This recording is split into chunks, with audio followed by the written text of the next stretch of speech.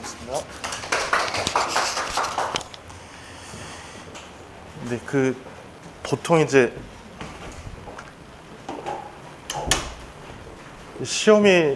모평 시험이 좀 쉬우면 참석자들이 좀 많이 줄고요. 시험이 어려우면 그냥 꽉꽉 차거든요. 작년 상황은 어땠냐면, 요 수능 시험이 기존보다는 크게 어렵지는 않은 시험 요랬고, 작년 6월달 모의고사가 상당히 좀 어렵게 나왔습니다. 제일 어렵게 나온 건 아니지만, 그 다음에 이제 9월달 모의고사가 상당히 쉽게 나왔어요, 작년에. 그래서 어렵게 나온 쪽으로 수능이 나올 거냐, 쉽게 나온 9월처럼 수능이 나올 거냐, 이제 이렇게 고민을 했었는데, 어렵게 나올 줄 알았더니 수능이 9월보다는 쉽진 않지만 9월보다는 살짝 어렵고 6월달 모의고사는 6월 모의고사보다는 상당히 쉽게 이렇게 나왔거든요. 그래서 이 시험이 쉬웠는지 어려웠는지 이제 이걸 어떻게 측정하냐면, 전년도 수능 이제 화법과 작문을 다 맞은 아이의 표준 점수가 136점, 언어와 매체를 다 맞은 아이가 139점 이렇게 나왔으면, 요 만점자 표준 점수보다 이렇게 요번 6월달 모의고사는 언매를 다 맞으면 133점 정도 나올 것 같은데, 이렇게 만점자 표준 점수가 내려가면 시험이 쉬워졌다. 요 기준점 대비 더 쉬워졌다. 그러면 작년 6월달 모의고사에 언어와 매체 만점 맞은 아이들은 148점이 나왔는데 그거보다 무려 한 15점 정도가 낮아지는 거니까 전년 6월 모의고사보다는 상당히 쉬웠다. 그러니까 화법과 작문 1등급 커트라인이 97점, 2등급 커트라인이 91점 정도로 예상이 되니까 시험을 우리 아이들이 생각보다 잘 본 겁니다. 우리 아이 실력이 는 게 아니에요. 그래서 요 아이들이 이제 어떤 호들갑을 떨 거냐 하면, 수능 최저를 맞췄다. 그러니까 고려대학교 만약에 종합 전형을 써야 되는 학생들 같은 경우에는 4과목 합쳐서 8등급이거든요. 그러니까 4합 8이라는 수능 최저가, 그러니까 이제 제 친구들, 그러니까 무식한 제 친구들, 학부모 아빠들 있죠. 걔네들 같은 경우에 4합 8이면 2등급 4개 아니냐. 그걸 못 맞추냐 그래요. 그래서 제가 그걸 못 맞춘다, 네 자식들이. 그러니까 왜 그러냐 하면, 이 실제 수능장에 가서 2등급을 받는다라는 거는 상당히 어려운 일일 수도 있다. 1등을 받으면 상당히 잘한 건데, 근데 요번에 시험이 쉬웠기 때문에 아이들이 그 수능 최저를 생각보다 잘 맞춘 아이들이 꽤 있을 거예요.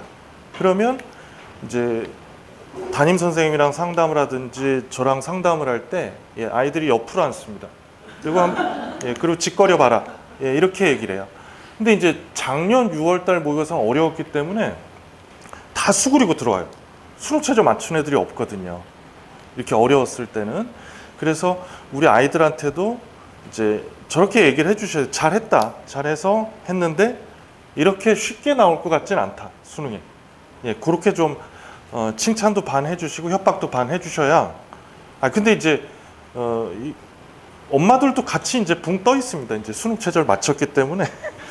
그러면 이제 국어 시험이 내용적으로는 어땠는지 보여드리면, 이제 요거를 엄마 아빠가 알 필요는 없지만 학생들한테 이제 알려주시면 되는데, 작년 수능 작년 6월 모평들은 쉽게 출제가 됐고, 연계율 51%, 문제 독서 이론 먼저 나오고, 독서 17문항, 문학 17문항, 22학년도부터 이제 요 구조가 계속 됐는데요. 그 주제 통합형 지문이라고 이제 2개의 지문을 주제를 통합해서 내는 건데, 예년에는 인문 주제 통합으로 나왔는데 요번 6월달 모의고사는 사회 지문을 갖고 통합형으로 냈습니다. 그래서 독서론에서는 동형 이의, 같은 형태를 갖고 있는 뜻이 다른 의미. 그다음에 사회에서는 3가지 법 모델이랑 임대차 계약. 그러니까 이제 법 지문이랑 경제 쪽을 이제 묶어서 좀 낸 거죠. 그다음에 기술이 연료전지, 인문이 플로리드의 정보 철학, 이렇게 나왔는데, 독서 지문, 보통 얘기하는 비문학 독해 쪽에서는 12번, 16번, 17번 요 문항이 좀 어려웠습니다. 그래서 요 문항을 정확하게 맞췄는지, 찍어서 맞췄는지, 아니면 몰랐는데도 맞췄는지, 그런 초능력을 가졌는지를 이제 확인을 같이 좀 해주십사, 이렇게 좀 말씀을 드리고. 왜냐하면 이걸 찍어서 맞았다고 그 등급이라든지 점수가 올라갔다고 착각할까 봐. 예, 수능 시험장에서는 틀릴 확률이 높으니까요. 그다음에 이제 문학 쪽에서는 갈래복합. 그러니까 두 가지 이렇게 이제 고전 시가랑 현대 수필 요게 묶여서 나온 거죠. 근데 고전 시가는 EBS 연계된 작품이었고 해촌일지라는 현대 수필은 비연계 작품 이렇게 나왔고요. 그다음에 이제 고전 소설은 연계 작품 현대 소설. 요게 좀 어렵거든요. 표구된 휴지라는 현대 소설이 요 21번 문항이 그걸 다룬 문항인데 요게 이제 어려웠는데 기억나시죠? 액자식 소설이라고. 예, 소설 안에 소설의 형태가 하나 더 들어간 거. 예, 요게 좀 어려운 문제로 21번이 나왔습니다. 그다음에 화작 선택한 아이들은 요 이전에 없던 화법 이전에 없던 도표 해석을 요구하는 문항이 있어서 좀 낯설게 느꼈을 거고, 그다음에 언매 쪽에서는 공동문서라는 새로운 매체가 좀 제시가 됐고, 복합적인 언어 개념을 다룬 문법 문제, 어법 문제 37번 요게 좀 아이들이 생소했을 거다 이렇게 좀 얘기를 해주시면 되고요. 그다음에 이제 수학 쪽에서는 수학이 뭐 전년도 수능, 그러니까 여기 지금 이제 6월 달에 들어오는 재수생은요, 뭐 역대급이다 이제 이렇게 표현을 들어서 긴장들을 하고 계신데 6월 달에 들어오는 N수생은 공부 못하는 재수생이 상당히 많습니다.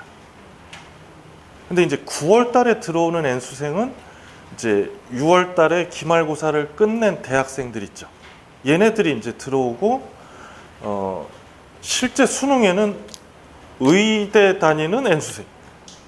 예, 그러니까 이제 갈수록 이 N수생이 공부 잘하는 N수생이 이제 많이 들어오는 거죠. 그러니까 요번에 들어온 재수생 같은 경우에는 공부 못하는, 그러니까 요 옆에 있는 스터디 카페에 있는 7, 8, 9등급 재수생도 상당히 많습니다. 예, 물론 지나가시면서 걔네들 다 8등, 9등급 보시면 안 되고요. 예, 근데 아주 세고 셌습니다. 스터디 카페에. 그러니까 요번에 N수생이 많다. 거기에는 너무 긴장하실 필요는 없어요. 그런데 고 학생들이 봤던 이 6월 모의고사랑 수능 때 여기 이제 만점 표준 점수가 큰 변동이 없죠. 그러니까 상당히 수학이 어렵지 않았다 이렇게 표현을 해드리면 돼요. 근데 작년 6월 달 모의고사는 확통 만점작 145, 미적분 만점작 152, 무려 한 10점 정도, 9점 정도 차이가 나는데 이렇게 표현을 해드릴게요. 공통 과목 자체는 난이도가 상당히 낮았다. 그런데 제일 어렵게 아이들이 느끼는 문항이 15번이랑 22번이거든요. 요 15번 문항은 주어진 극한식을 미분계수로 해석해야 되는 요걸 잘해야 됩니다. 그래프 개형 이용하는 거. 요걸 그래프 개형 이용하는 함수 추론. 요게 어렵게 느껴졌고, 22번 문항은 원래는 22번에 나오지 않았던 지수함수, 로그함수. 요게 나오다 보니까 학생들이 이제 낯설게, 생소하게 느낀다라는 거죠. 그리고 평가원에서 요즘에 하는 짓이 뭐냐면 아이들이 이제 15번에 요 문제가 수원이 나오고 22번에 수투가 나오는 요 정형화된 형태로 공부를 하거든요. 물론 그 수학을 못하는 애들은 어디에 무슨 문제가 나오는지 이해를 못하기 때문에 문제가 바뀌었는지 안 바뀌었는지 이해가 안 되는데, 공부를 많이 하고 잘하는, 수학을 잘하는 아이들이 정형화된 형태에서 벗어나면 상당히 당황합니다. 그러니까 22번에 잘 나오지 않았던 요 문제, 그 다음에 15번 문제랑 22번에 나오는 문제 순서를 바꿔버려요. 요때 또 당황하거든요. 그러면 근데 이제 엄마 아빠들 입장에서는 문제 순서가 바뀌든 말든 앞에 덧셈이 나오든 뒤에 곱셈이 나오든 너랑 무슨 상관이냐 이렇게 얘기하시는데, 이게 이제 엄마들을 확실하게 이해시켜 드릴게요. 문제 순서가 바뀐다라는 거는 엄마들 입장에서는 이거예요. 토요일 오전에 전화 오던 시어머니가 금요일 저녁에 전화가 온 겁니다. 이게 그거랑 똑같은 거예요. 아주 생각도 하기 싫은 일이잖아요. 그러니까 아이들이 받아들이는 강도가 그런 거라는 거죠. 그러니까 문제 순서가 바뀌었다. 반드시 아이들을 안아주셔야 됩니다. 정말 고생했겠구나. 심적으로 부담이 됐겠구나. 이렇게. 그래서 그런 식으로 평가원이 아이들을 괴롭히고 있고요. 그 다음에 이제 그 현우진 메가스터디의 현우진 선생이 이 해설 강의를 서 뭐라고 그랬냐면 선택 과목 간의 빈부격차 이런 표현을 썼어요. 그러니까 확통이랑 기하는 너무 쉬웠고 미적분은 더럽게 어렵고 그래서 선택 과목 간의 그 빈부격차 이렇게 했는데 확통은 경우의 수랑 확률에서 네모나씩 그다음에 이제 30번 경우의 수 요게 이제 중복조합 2에서 그 중복조합 경우의 수를 구하는 문제였는데 이제 앞으로 공부할 때는 이제 이 확통을 여러 단계 나눠서 계산을 해야 되는 비슷한 유형의 기출문제 이걸 좀 많이 풀어야 되고 확통하는 아이들은 미적분은 그러니까 이제 이걸 제가 푼 게 아니라 이제 저도 제가 잘 아는 수학 선생님들한테 뭐 요번에 어땠냐 좀 소스를 달라 설명할 때 뭐라고 전달해 드리면 되겠냐 이제 그랬더니 그 선생님이 하던 말이 자기는 미적분 28번 30번을 틀렸다는 거예요. 예. 물론 여기 있는 강사들은 자기는 무조건 풀었다고 거짓말 하겠죠. 예. 근데 이제 물론 그 친구도 이제 자기 가르치는 애들 앞에서는 이제 이렇게 열심히 풀었다 이제 이러겠지만, 네. 그만큼 강사도 건드리기 힘든 문제를 냈다는 거죠.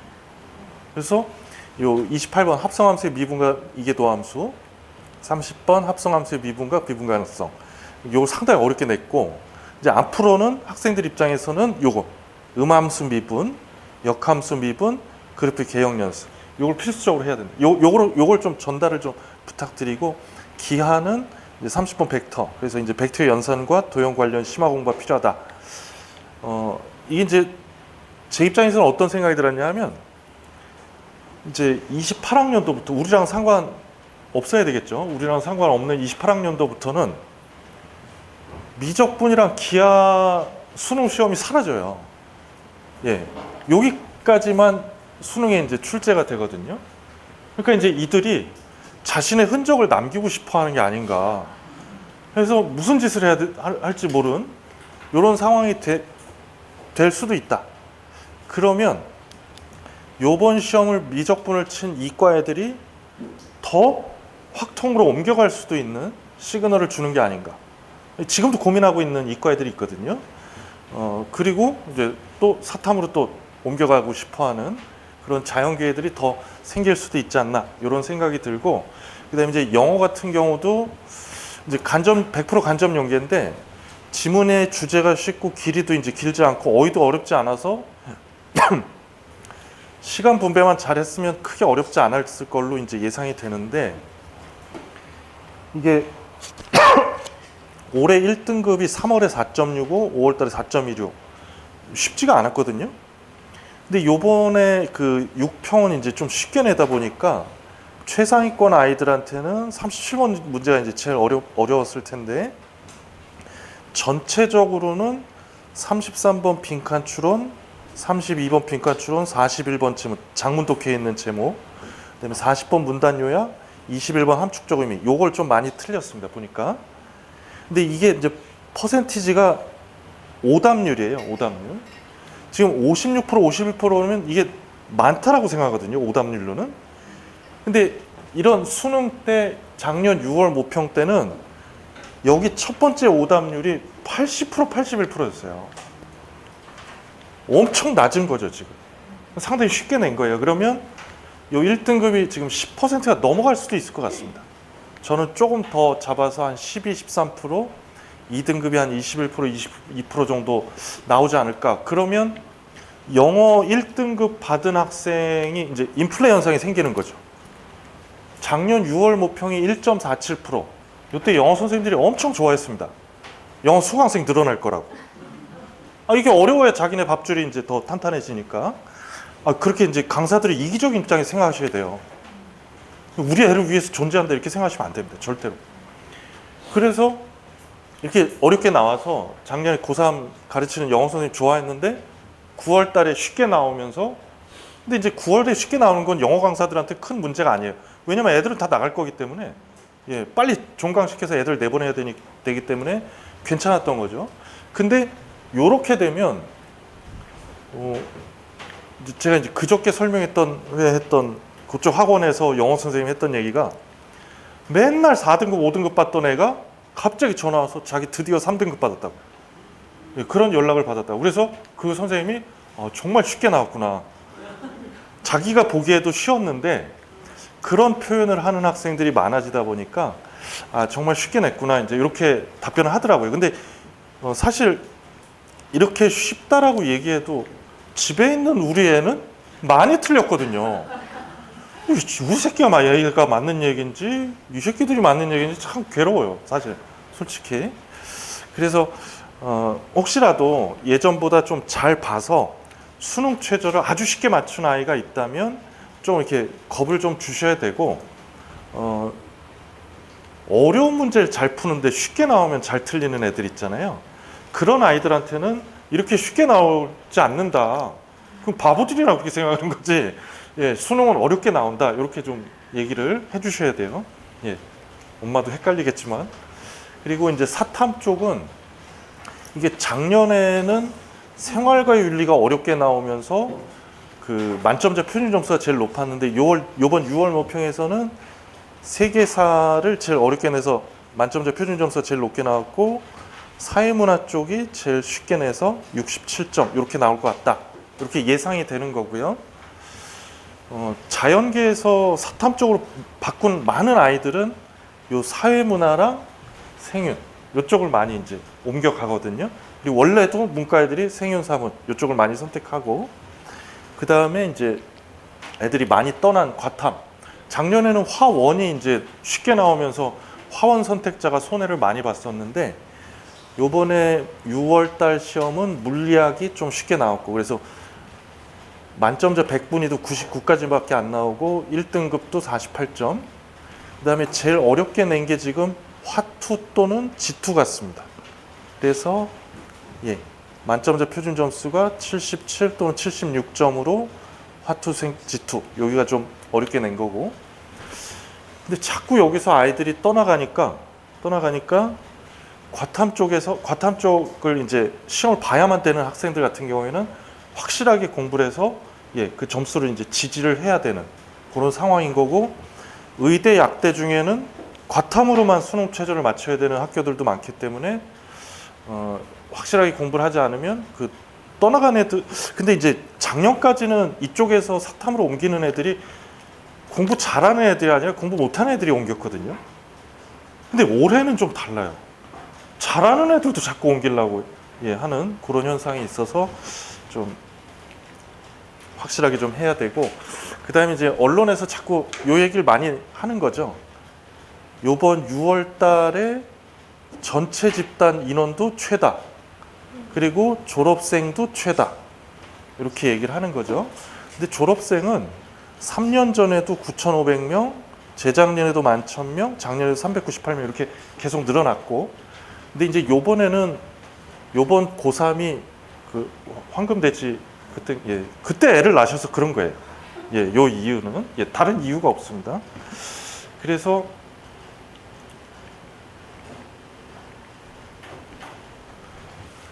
사탐 인원 자체도 96,000명 늘고 과탐 인원은 줄고, 그래서 사탐 인원이 폭증했기 때문에 자연계열 상위권까지 이제 사탐론 현상이 벌어지니까 자연계 최상위권, 그러니까 과탐을 꼭 봐야 되는 그 학생들한테는 수능 최저 충족률이 낮아질 가능성이 일부 존재한다. 그래서 긴장을 하고 좀 공부를 해야 된다. 그러니까 이게 수시를 얘기하고 정시를 얘기하는 그 얘기가 아니라 정시에서도 마찬가지고 수시에서도 좀 명확하게 좀 공부 선을 지켜야 되는. 그러니 그 다음에 이제 요 문학 독서 이 난도는 아무래도 좀 더 올라갈 수 있다. 그리고 어휘 수준이라든지 함정 선택지가 늘어날 개연성이 높기 때문에 그 영어 선생님들이 이제 요게 어려웠을 때 어떻게 접근해야 되는지 그 부분에 대해서도 좀 열심히 좀 해놔야 되고, 그 다음에 이제 요걸 한번 확인만 해 보십시오. 그 국어 같은 경우에 공통 문제를 먼저 풀고 선택적 문제를 풀었는지, 아니면 2학년 1학년 때처럼 화작, 어법 요걸 먼저 풀고 공통 문제를 풀었는지. 그 다음에 또 하나 점검하셔야 될 게 너무 어려운 문제를 패스를 했는지. 그러니까 패스를 했다는 건 뭐냐면 포기하고 틀리려고 이제 제낀 게 아니라 좀 괴롭게 풀어야 되니까 다른 더 쉬운 걸 풀고 다시 돌아와서 그 문제를 풀었는지. 이 두 개를 꼭 좀 이제 확인을, 그 애들이 싫어하게 잔소리로 하지 마시고 그냥 무관심하게 이렇게 던져만 좀 주십시오. 요 순서로, 네가 푼 순서로 많이 틀렸다, 그리고 시간이 너무 많이 걸렸다 그러면 7월 달에는 한번 순서를 바꿔보는 건 어떠냐. 그렇게 좀 던져주시고, 그 다음에 미련하게 너무 어려운 문제에 붙잡혀 있으면서 뒤에 쉬운 문제를 놓쳤는지. 그랬다면 이제 그거를 바꿔야죠, 모의고사를 통해서. 그 다음에 요 자연계 사탐론 현상 때문에 이 차이가 더 확대될 것 같다. 그래서 요 과탐 쪽의 수능 최저 미충족이 좀 증가할 수도 있다. 이렇게 보시면 되겠고요. 요 지나가고, 그 다음에 이제 사탐, 과탐 쪽에 이제 24, 25, 이제 우리가 26을 봐야 되는데, 24학년도에 제일 어렵게 나왔던 정치화법이 25학년도는 너무 쉽게 나왔고, 그 다음에 이제 화투가, 이제 요 화투는 계속적으로 너무 어려웠었고, 화원은 좀 어렵게 출제된 듯 했다가 이제 피해를 보는 그런 과목으로. 근데 이제 이거는 어떤 흐름이 있을 수도 있지만 과목마다, 특히 사탐 쪽은 다 맞아야 1등급이다 이렇게 생각을 하셔야 돼요. 사탐 쪽을 한다 그러면 다 맞아야 1등급이다. 그러니까 물론 작년에 이제 생활과 윤리는 뭐 한 두세 개 정도를 틀려도 1등급이었거든요. 어렵게 냈기 때문에. 근데 이제 그렇게 요번에도 날지 안 날지는 모르는 거기 때문에 꼭 좀 다 맞는 공부를 해라, 이렇게 좀 전달을 해주시고. 그래서 여기서 성공했던 선배들 얘기를 들어보면 일시적으로 등급이 좀 살짝 올랐다고 해서 이제 이게 실력 향상이 된 걸로 착각하면 안 된다. 그리고 영역별로 미미한 하락폭까지 감지를 해야 된다. 그러니까 수학 같은 경우에 뭐 100분위가 96점이었다 또는 89점이었다 그러면 한 개만 더 틀리면 2등급, 3등급인 거예요. 근데 집에서는 절대 그런 얘기를 안 해요. 자기는 1등급이다. 근데 하나만 더 틀리면 2등급인데. 그러니까 요번에 이제 그 가채점 한 거를 공유를 같이 하셔야 되는데 하고 있나요? 아이들이 잘 안 가르쳐 줄 텐데. 그래서 가진 회의와 협박으로 이제 공유를 하셔갖고, 뭐 이투스든 메가스터든 대성 마이맥이든 가채점 해서 우리 아이가 정시로 어느 정도를 갈 수 있는지 그 정시 지원 가능성을 다 보여주거든요. 그거를 너무 양심적으로 하실 필요가 없어요. 이제 지금 맞은 점수로도 어디 갈 수 있나 해보시고, 과목마다 한 개씩 더 맞았을 때 그렇게 해서 어느 대학까지 올라가는지 그것도 해보시고, 기분 나쁘시겠지만 한 개씩 더 틀렸을 때 어느 대학까지 떨어지는. 그게 과가 바뀌는 게 아니에요. 대학이 한 2단계, 3단계씩 추락을 하거든요. 그래서 그러면 이제 올라가는 것도 2단계, 3단계 올라갈 수 있는 거죠. 근데 떨어지는 거는 더 많이 떨어지고 올라가는 건 잘 안 올라갑니다. 그래서 그거를 좀 아이랑 같이 좀 봐주세요. 그러니까 네가 한 문제씩만 더 맞으면 지금 상당히 많이 바뀐다. 밑으로도 바뀌고 위로도 바뀐다. 이렇게. 그리고 요거 세 번째 것도 상당히 중요합니다. 수시 쪽에 이제 포커스를 깊게 맞추는 아이들은 수능 최저를 이제 3개 합 7등을 맞춰야 된다 그러면 자꾸 하나를 포기하려고 안 하려고 그래요. 근데 만약에 이제 국어를 너무 못해서 수학, 영어, 뭐 사탐, 과탐으로 이제 맞히는 애들은 딱 3개만 하려고 그러거든요. 4개까지는 해야만 이게 이제 꼭 공부 한쪽에서 배신을 하거든요. 자기가 열심히 했던 과목 쪽에서 배신을 하기 때문에 꼭 3개면 4과목까지 공부를 해야 되고 4개면 5개를 해야 되는 거죠. 그래서 꼭 자꾸 버리려고 그러지 말고 더 주워 담아야 된다. 이렇게 얘기를 해주시고, 최근에 이제 뭐 무전공 되는 거는 계속 들으셨고, 우리 때까지는 이제 무전공 계속 뽑는 거고요. 의대 증원을 계속 우리랑 상관없는 거일 수도 있지만 요 증원을 철회함으로써 또 이제 긴장들을 하고 계신데 작년에도 이제 증원이 되니까 자기가 쓰려는 과도 성적이 내려가는 거 아니냐. 자꾸 이렇게 우기셔서 그런 건 아니다. 왜 아니라고 얘기하냐 그래서 지원을 하는 고3 학생들과 엄마들, 아빠들은 제정신의 사람들이 아니다. 정상인들 모두가 정상인이라면 그 성적이 내려갈 수도 있다. 하지만 정상인이 아니기 때문에 더 올라가는 경우도 있고 안 내려가는 경우도 있고 내려가는 경우도 생긴다. 그러니까 요번에도 철회를 했으니까 모든 성적이 다 올라갈 거 아니냐. 상상도 하기 싫은 일이 벌어지는 거죠. 그러니까 작년에 모든 대가 성적이 다 떨어졌다면 올해는 다 오를 거예요. 근데 그렇지 않았거든요. 고려대 교과 같은 경우는 더 올라갔어요. 성적이. 그러니까 요 철회를 했더라도 그리고 의대 쓰는 애들한테 뭐 다른 일반 학과를 쓰자 이러면 저한테 뭐라 그러냐면 너나 쓰라 그래요. 저한테. 예, 걔네들은 절대로 다른 과를 쓰려고 하지 않고 그리고 또 이렇게 얘기하는 사람도 있습니다. 작년에 2,000명 증원돼서 잘하는 반수생, 재수생이 사라졌기 때문에 올해는 내려갈 수도 있다. 이렇게 이제 얘기하는 사람들도 있으니까 그냥 이기적인 측면에서 봐주셔도 되는 측면이 있다. 하지만 이런 것 때문에 이제 N수생 비율이 증가하는 거는 좀 긴장을 해야 되고 더 중요한 건 이거죠. 이제 무전공 선발이 확대됐지만 우리가 쓰는 거는 교과, 종합, 논술 나눠서 써야 된다. 그리고 첨단 분야, 요 인공지능, 모빌리티, 컴퓨터공학 이런 쪽은 순수 증원이 됐어요. 또 순수 증원이. 그리고 거의 모든 대학들이 미적기와 과탐 요걸 이제 폐지를 했고 정시 쪽에서도 지금 최상위권 서울대, 한양대는 정성평가, 연대, 고대는 정량평가 이렇게 하고 다군의 자유전공 쪽을 그다음에 인기학과 쪽을 다군으로 옮기면서 커트라인을 엄청 올려댑니다.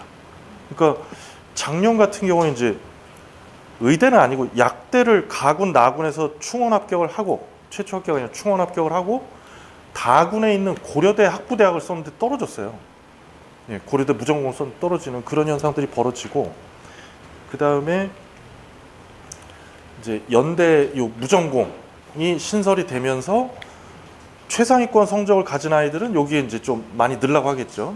이게 진리자유학부인지 자유진리학부인지 헷갈리실 텐데 성경에 있는 진리가 너희를 자유케 하리라.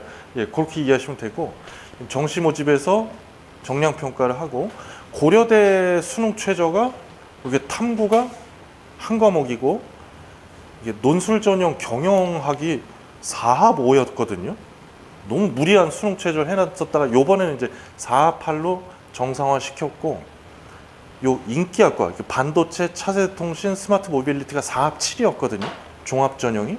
근데 이것도 4합 8로 낮췄다. 그러니까 작년까지의 입시 결과는 4합 7등급의 성적인 거예요. 그러니까 여기를 가고 싶은 종합 전형 쓰고 싶은 학생들은 요거보다 작년보다 내신이 좀 올라갈 개연성이 있다. 이렇게 생각을 해주시면 되고 한양대 논술 쳐야 되는 학생들은 이게 최저가 생겼어요. 안타까운 소식이고 그 다음에 이화여대 이제 상위권 성적 좋은 여자아이들이 가장 싫어하는 대학이 이화여대인데 이화여대 교과 전형이 면접이 없어지고 수능 최저가 생겼습니다. 그리고 미래인재 서류 논술 전형 문과 쪽이 3합 6에서 2합 5로 낮춰졌고 경희대 의학학 계열 종합 전형이 수능 최저 3합 4 센 게 생겼고요. 이게 작년에 가천대 의대 논술이 40명 뽑았거든요. 40명 뽑는데 8,209명이 지원했어요. 근데 제가 봤을 때 8,209명 중에 7,000명은 쓰면 안 되는 애들이 썼을 거예요. 왜냐하면 이게 1등급 3개 나와야 되거든요. 1등급 3개 나와야 되는데 예. 근데 이걸 이제 또 증원을 철회하니까 6명으로 또 줄여서 이제 경쟁률이 엄청나게 좀 올라갈 것 같고 그다음에 제가 이제 숫자 계산에 요건 안 찍으셔도 됩니다. 이거 찍어서 애들한테 보여줘봐야 지랄밖에 안 해요. 학교에도 있는데 엄마까지 왜 그러냐. 예.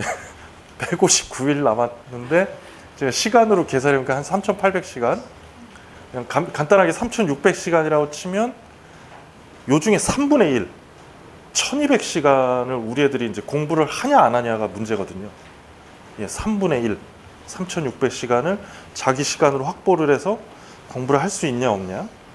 그래서 뭐 저번 3월 달에도 말씀드렸지만 문과 쪽에서 국수탐 100분위가 280, 85가 연고대를 충분히 갈 수 있는 성적 아이들이거든요.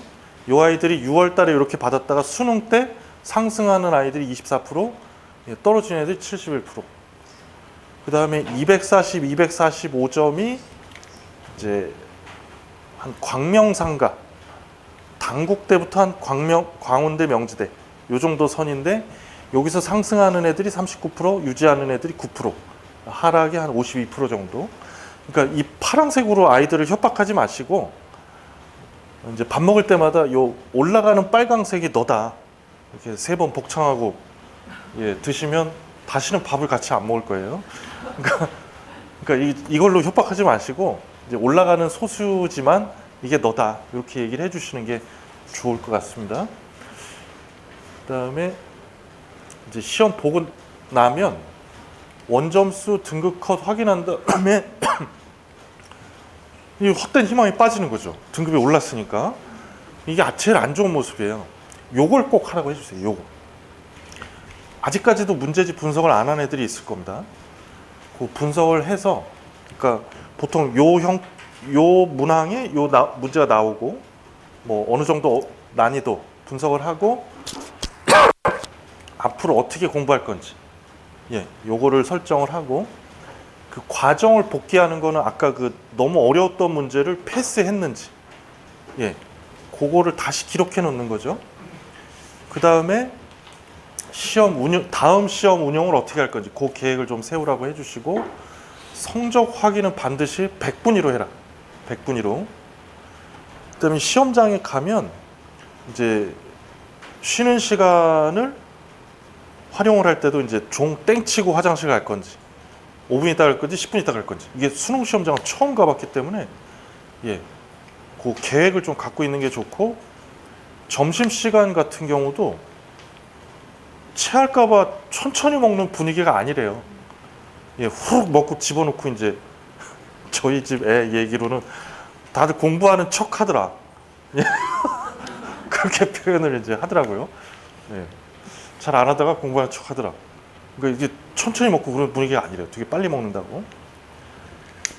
그리고 이제 평가원 입장, 그러니까 영어 절대 평가가 9월 달에는 이게 내려갈지, 그 다음에 새로운 유형이 나오는지, 그 다음에 이 문과 쪽, 사탐 쪽 증원이 더 될지, 이걸 이제 확인을 해 주시고, 그 다음에 이제 앞으로 요 4가지 남았죠. 이제 6월 모평 봤으니까 기말고사 수시를 어떻게든 또 잘 해야 되는 학생들 입장에서는 예, 중간고사로 등급이 좀 이제 예측은 되지만 그래도 한 등급이라도 어떻게든 더 올리려고 좀 몸부림을 좀 쳐야 되지 않을까. 그리고 기말고사가 끝나면 수시 어디 있을까로 고민하는 게 아니라 예, 수능에 올인하라고 해주셔야 돼요. 그러니까 집에서, 그러니까 우리 아이는 교과 전형이라든지 그 수능 최저 있는 종합 전형을 써야 되는 집 같은 경우에는 절대로 집에서 최저라고 표현하시면 안 돼요. 수능 최고 등급이라고 얘기하셔야 됩니다. 그러니까 3합 7, 뭐 4합 5등급 이게 그냥 우습게 나오는 최하 등급이 아니라 최고 등급이다. 이렇게 표현을 해주셔야 되고 정시 도전해야 되는 학생들은 더더욱 이걸 해야 되고요. 그 다음에 학생부 보완해야 되는 학생들 같은 경우에 수능 준비가 필요하면 최단 시간 내에 좀 약하다 그러면 이제 자기가 희망하는 전공 쪽에 좀 더 노골적으로 보고서라든지 탐구한 내용을 이제 집어넣는. 그다음에 이제 대학별 고사 준비해야 되는 학생들 같은 경우 면접은요 1단계가 되면 그때 걱정하세요. 1단계도 안 했는데 이제 면접 어떻게 하냐면 면접 학원 다니시는데 그렇게 낭비하실 것 같지는 않고, 그 다음에 이제 논술 쳐야 되는 상황 같은 경우는 이 지역에서도 이제 이 토마스 논술이랑 PGA 학원 논술 거기를 많이 다닐 텐데 그 강사들은 절대로 우리 애한테 너 떨어질 거라고 얘기하지 않습니다. 너 논술 못 쓴다라고 얘기하지 않아요. 왜냐? 다음 달 등록을 시켜야 되기 때문에 조금만 더 쓰면 잘 쓸 수 있다. 이렇게 얘기합니다. 사실은 수능 최저를 못 맞힐 것 같은 아이들한테는 환불을 해주는 게 맞거든요. 수능 최저 못 맞추면 논술을 아무리 잘 써도 불합격인데 최저만 맞춰라. 논술은 내가 합격시켜준다. 이제 이렇게 되거든요. 왜냐면 그들도 영업을 해야 되기 때문에 어쩔 수가 없어요. 그러니까 우리 애 쓴 걸 보고 떨어질 것 같아도 떨어질 것 같지 않다라고 얘기를 해줍니다. 요거를. 그래서 이렇게 말씀드린 거고, 만약에 수능과 논술 중에 뭘 선택해야 되냐 고민이 되신다면 수능 다음에 보는 논술을 접수를 해놓으시고 수능에 올인을 하시는 게 더 현명한 게 아니냐. 그럼 논술은 언제 듣냐? 수능 다음 날부터 파이널 특강을 들으시면 돼요. 예, 수능 다음 날부터 논술 파이널 특강이 그 논술 전문학원에는 아주 그냥 매일 하거든요. 매일. 네, 뭐 여기서 들으셔도 되고 대치동 가서 들으셔도 되고. 그리고 수능 최저가 안 나오면 자격이 주어지지 않아요. 그리고 이제 뭐 약식 논술이든 일반 논술이든 날짜가 겹치는 거를 되게 두려워하세요. 같은 날 보는 거. 저는 왜 두려워하냐 이제 이렇게 반문하는 게 뭐냐면, 만약에 경희대랑 성균관대랑 같이 본다 그러면 경희대는 수능 최저가 2개합 5등급이고 성균관대는 3개합 6등급이거든요. 2개 다 지원을 해놓으세요. 해놓고 3개합 5등급, 3개합 6등급이 나오면 성균관대 가서 논술을 보시고, 2개합 5등급이 나왔다 그러면 경희대 가서 시험을 보는 거죠. 근데 대부분 2개합 5가 아니라 2개합 7이 나옵니다. 그래서 쓰지 말아야 될 논술을 쓰는 애들이 많아요. 네. 논술 시험장에 가보면 절반도 안 오는 논술 시험장이 많습니다. 고려대학교 논술 시험장 4, 8 맞춰야 되거든요. 거기서 27%, 28%밖에 안 돼요. 응시율이. 3분의 1 옵니다. 3분의 1. 그러니까 이게 수능 최저라는 거는 지금도 말씀드리지만 수능 최고 등급이다. 그러니까 아이들한테 자꾸 최저라고 되어 있으니까 최하 등급인 줄 알아요. 얘네들이. 그리고 내신이 막 1.2, 1.3 되는 애들도 수능 최저 맞춰야 교과 전형으로 가는데 그 수능 최저 알기를 되게 우습게 합니다. 그러니까 그렇게 알다가는 그때는 이제 재수생한테 먹히는 거죠. 그런 학생들이. 그래서 수시 지원할 때는 특히 우리 아이는 정시랑 같이 좀 생각을 해야 된다 그러면 요 표를 잘 학생이랑 좀 공유를 해 주셔서, 이렇게 예를 들어 드릴게요. 우리 아이가 6월, 9월을 평균을 냈더니, 평균을 내셔야 됩니다. 잘 된 거 갖고 하면 안 되고, 못 본 거 잘 본 거 평균을 냈더니 한 87이다.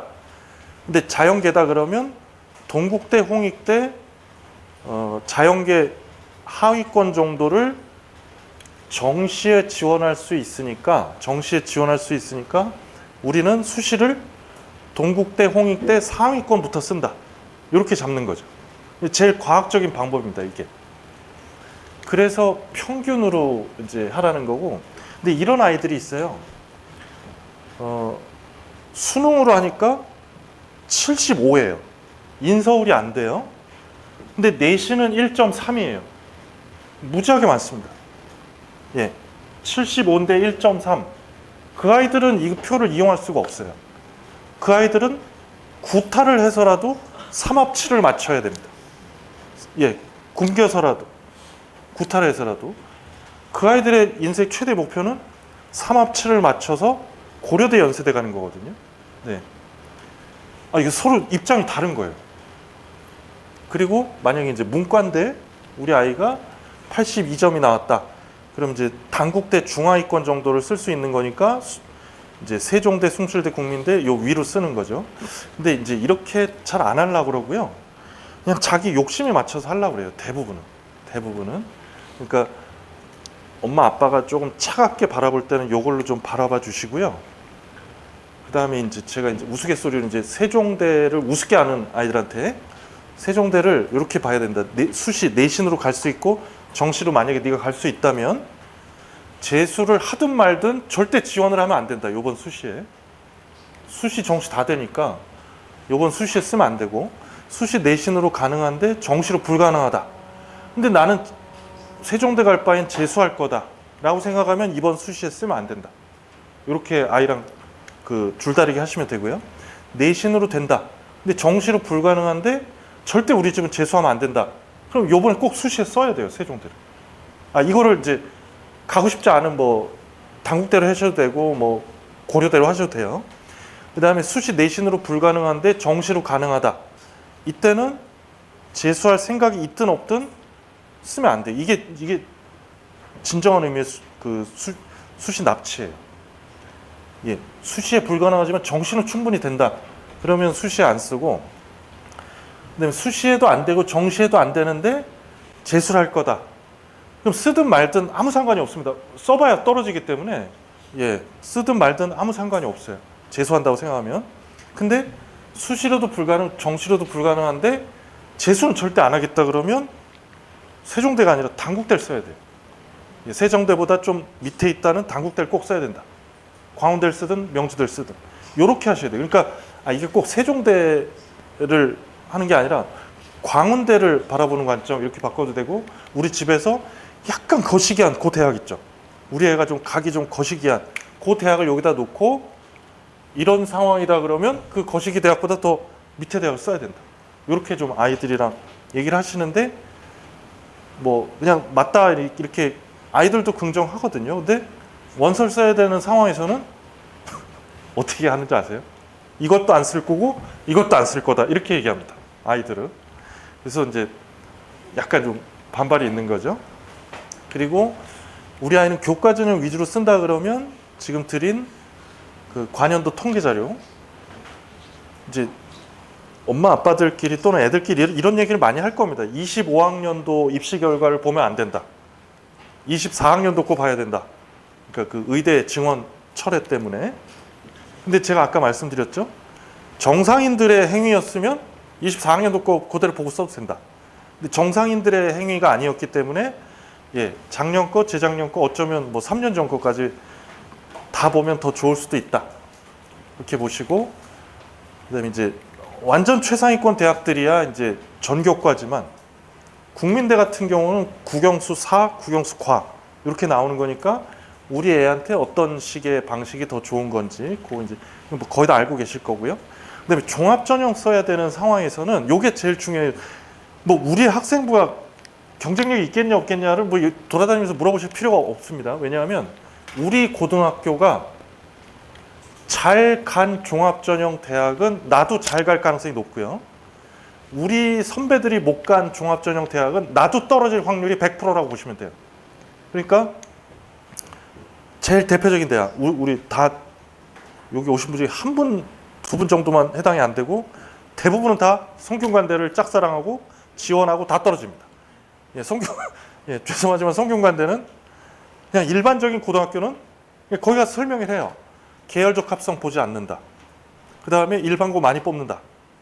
그럼 그 얘기를 듣고 엄마, 우리 집에 애들이 집에 와서 엄마 성대가 나 뽑는데 이런 헛소리래. 그리고 명도계고 가서는 뭐라고 하는지 아세요? 우리들은 당신들을 사랑해. 그리고 30명, 40명씩 뽑아줄게. 그러니까 잘 안 되는 일반고에서 성균관대, 명도계고를 보면 되게 부러운데 명도계를 볼 게 아니라 성균관대를 보셔야 돼요. 그들의 이기적인 행태를 보셔야 됩니다. 그러니까 우리 학교가 써봐야 떨어지는 종합전형 대학은 나도 쓰면 안 돼요. 뭐 나만 특별하지 않습니다. 선배들 학생부랑 똑같기 때문에. 예. 그러니까 그런 학교는 쓰지 말고, 그리고 이제 중앙대를 써야 된다 만약에. 그럼 중앙대는 면접을 안 하는 융합형 인재랑 면접을 하는 탐구형 인재가 있는데, 이거는 약간 좀 이제 중앙대는 성균관대보다는 양심적인 거예요. 일반고는 융합형, 면접 안 하는 쪽에서 좀 더 많이 뽑을 계획이다. 그리고 탐구형 쪽에서는 자사 특목을 많이 뽑을 거다. 예, 이런 거죠. 그리고 일반고에서 외대 종합전형을 쓸 때는 되게 조심하셔야 돼요. 명도외고 아이들은 외대는 하찮은 대학으로 여기는 아이들이 많거든요. 성적이 좀 되는 아이들 입장에서는. 그러니까 외고 아이들은 외대를 싫어해요. 거기 가면 그냥 재수해야 된다고. 자기가 갈 대학으로 생각하지 않고 준비를 했기 때문에. 근데 자기 학생부에 일반고인데 자기 학생부에 뭐 영어가 좀 적혀 있다고 그래서 종합전형으로 외대 영어과를 쓰면 명도계고한테 밀려요. 네, 그러니까 외대 종합전형을 쓸 때는 외고의 자리일 가능성이 높기 때문에 일반고는 좀 제껴주는 게 좀 더 안전하지 않을까 이렇게 생각하는 거고. 하지만 이제 일반 학과들 있죠. 경영이라든지 정치외교 이런 데는 일반고도 같이 부딪혀서 도전하는 거죠. 왜냐하면 저쪽 명도계고는 내신 낮은 상태로 들어오고 일반고는 높은 상태에서 들어올 거니까 그거는 대학에서 고민해서 뽑는 거죠. 그리고 이제 고려대학교 종합전형 같은 경우는 이게 이제 좀 안 뽑고 덜 뽑고가 아니라 아까 얘기했죠. 그 성균관대는 그 고등학교를 차별해요. 근데 고려대는 고등학교를 차별하지 않습니다.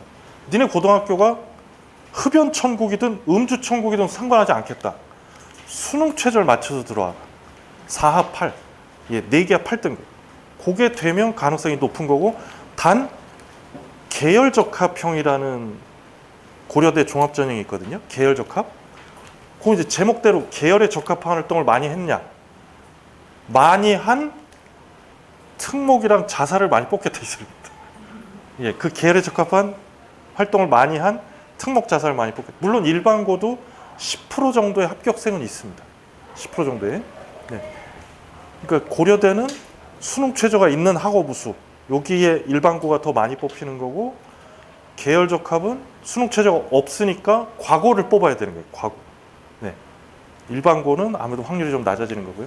그다음에 이제 논술 전형을 많이 쓰는 뭐 신목, 양정, 명도외고 이제 이런 쪽 아이들은 이걸 하는데 매우 중요한 게 수능 최저라고 말씀을 드렸고, 만약에 이제 수능과 논술 헷갈리고 있다면 수능을 먼저 하고 수능 이후에 보는 논술을 그냥 요 문제만 구경만 해보고 먼저 해보고. 그래서 그리고 이제 이 세 가지에 다 들어가는 수능 최저 같은 경우에는 감성적으로 판단하면 안 되고 이성적으로 좀 판단하셔야 된다 말씀드리겠습니다. 그다음에 아까 얘기해 주신 그 컨설팅 이렇게 이제 9월 아마 첫째 주까지 이제 할 것 같은데요. 학생부, 내신일람표, 모의고사 성적표는 6월 거. 그다음에 이제 저희 쪽에서 드리는 기초 설문지에 지원 희망 대학 학과 요걸 이제 이렇게 하면 이 내신일람표가 뭐냐고 물어보시는데, 내신 3년 내신의 평균을 산출해 준 표거든요. 학교에서도 뽑아주는 학교가 있고, 만약 학교에서 안 뽑아준다 그러면 이 어디가에다 오늘 집에 가서 다 입력을 해주세요. 내신을 입력하면 요 주요 교과 분석은 뭐 국어 떨어졌다 올라갔다 이것만 나오고, 요걸 뽑으셔야 됩니다. 교과 조합 분석. 요걸 눌러주시면 여기 뭐 20, 40, 40 이런 거 다 필요 없고요. 전학년 100 요게 제일 중요합니다. 전교과는 3.67, 국영수과는 3.75, 국영수사과는 3.8. 그러니까 이제 전교과는 뭐 서울대, 연세대, 고려대, 서강대, 성균관대, 시립대, 국영수사과는 이화여대, 뭐 한양대 이런 식으로 하는 거고, 국영수과, 국영수사는 국민대라든지 뭐 세종대 이런 데가 하는 거죠. 그러니까 조금이라도 더 높은 쪽으로 이제 지원을 해보려고 하겠죠. 그러면 저희가 이제 요 서류를 드리면 요렇게 좀 작성을 해주셔갖고,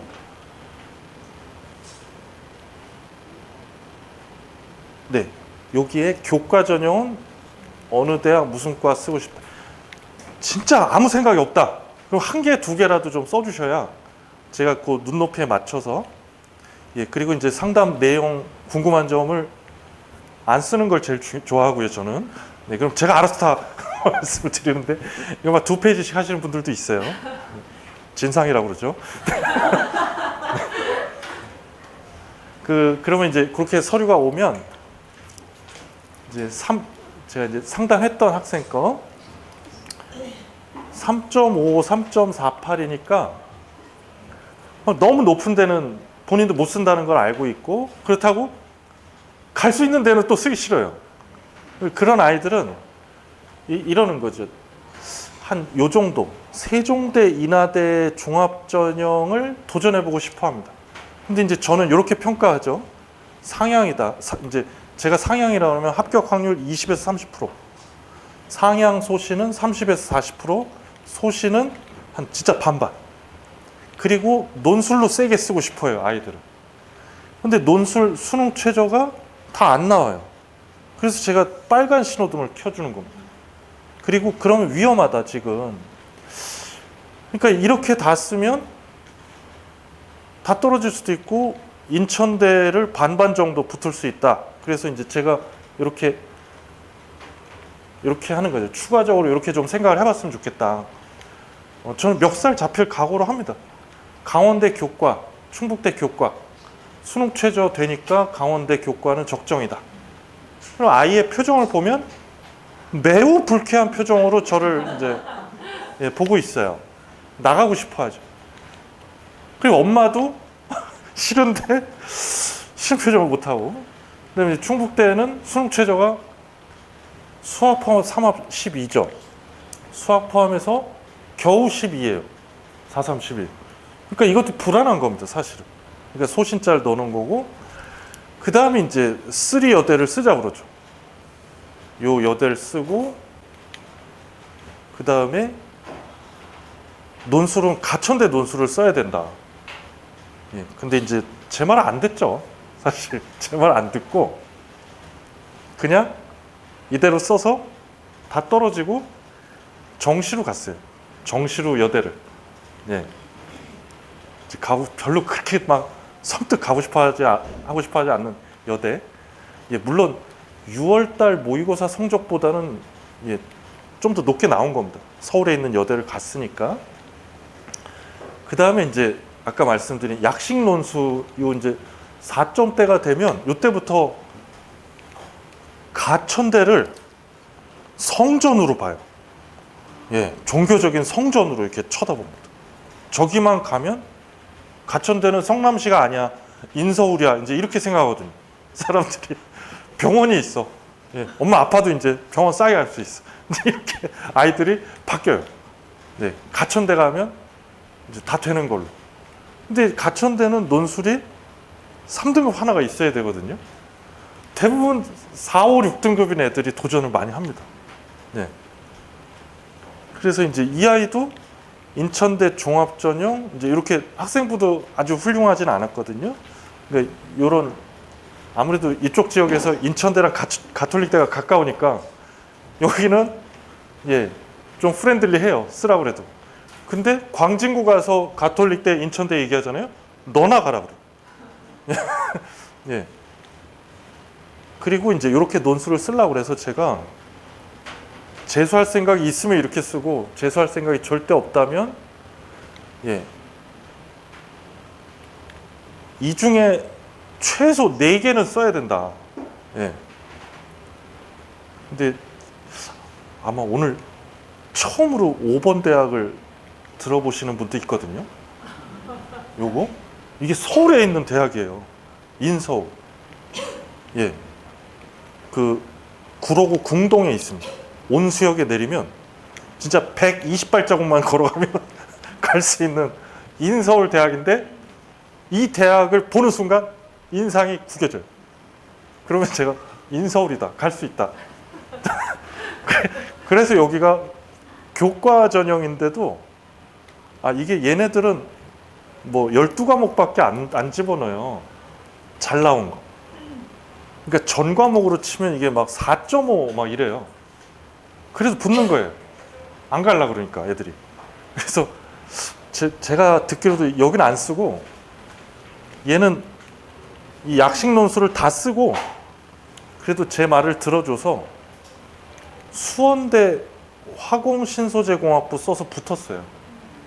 예, 여기 교과로 써서 여기는 붙고 예, 당연히 3등급 한 개 안 나왔습니다. 잘 안 나와요. 그게. 그러니까 이제 이런 학생들이 좀 뭐 만족을 하면 다니는 거고 좀 불만족한다 그러면 이제 반수라든지 재수를 하는 거고. 그다음에 저번에도 말씀드렸던 이제 1.3이라는 아주 좋은 성적을 받았는데 수능 최저가 안 되는 거예요. 이 아이가 써야 되는 최저는 다 3합 7이거든요. 3합 7등급. 그래서 제가 이 아이한테 이화여대 최저 없는, 이제 최저 없는 게 얘까지잖아요. 그래서 요걸 쓰고 경희대 수능 최저 지금부터 공부하면 2개합 5는 맞출 수 있으니까 좀 하자 그랬더니 이렇게 공부 잘하는 여학생들이 제일 싫어하는 대학이 어디라고요? 이화여대예요. 안 쓰되겠다 그러고 자기는 마지노선이 중앙대이기 때문에 내 앞에서 경희대 경자도 꺼내지 마라. 그러면서 투덜투덜 거려서 갔어요. 갔는데 그리고 이렇게 상담을 하면요, 붙어도 저한테 절대 연락을 하지 않습니다. 예, 저한테 붙었다 떨어졌다 연락을 안 해주는데 얘도 연락을 안 해줬어요. 근데 가르친 영어 선생님한테 얘기를 해줘서 얘 얘기를 해주더라고요. 전 되게 불안하게 얘를 보냈거든요. 그래서 하나가 붙었대요. 그래서 제가 얘기하지 말라고, 내가 맞추겠다고. 연세대죠? 그랬더니 맞아요 그러더라고요. 왜 연세대가 붙었냐 하면 지금 3합 7인데 다 연세대는 자연계는 수학 포함 2개합 5등급에 영어 3등급이거든요. 그럼 3개 합쳐서 8등급이에요. 5 더하기 3, 8이죠. 그러니까 얘는 3합 7은 다 안 된 거고 3합 8을 맞춘 거예요. 그래서 연세대 교과만 붙은 겁니다. 물론 얘 입장에서는 결론적으로, 물론 서울대는 힘들다고 생각했고 자기가 생각한 대학 중에 제일 높은 대학을 간 거예요. 얘는. 그러니까 얘는 너무 좋은 거고 저는 너무 불안하게 쳐다봤던 거죠. 다 떨어지고 연세대만 된 거예요. 근데 얘는 결론적으로 다 떨어졌지만 제일 좋은 대학에 된 거예요. 그러니까 되게 불안하게 된 거죠. 그래서 이렇게 수능이라는 부분이 상당히 중요한 역할을 하고 있으니까 남은 시간 수시 원서 접수를 어디를 해야 되냐 고민보다는 수능을 어떻게 버티느냐 또는 어떻게 6월보다 실질적으로 더 잘 볼 수 있느냐, 요 고민을 좀 해주셨으면 좋겠습니다. 예, 제가 준비한 건 여기까지고요.